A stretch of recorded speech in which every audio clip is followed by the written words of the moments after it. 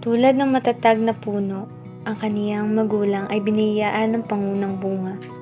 Ang bunga na hindi lamang para sa kanilang pamilya, kundi para din sa ating iglesia.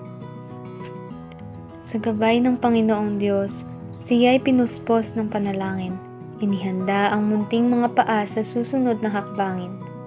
Sa kaniyang paglaki, sa puso niya ay unti-unting itinanim ang kalooban ng Diyos na biyaya sa atin.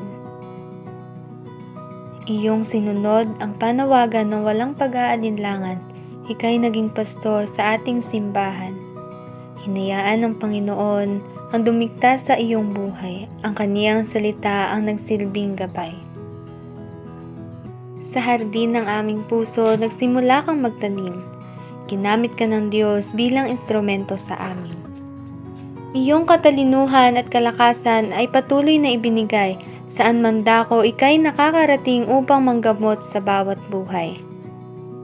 Sa araw na ito, hayaan mong kami magpasalamat. Bagamat ang salitang salamat ay hindi sasapat.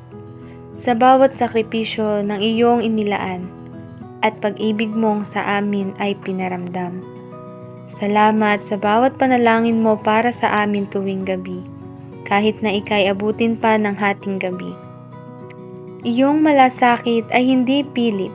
Kami inaalala sa bawat pagluhod at pagpikit. Ika'y sa amin pinagkaloob. Ang kamangha-manghang regalong inihandog.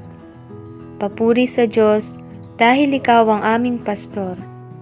Ang pangunang bungang biyaya sa amin.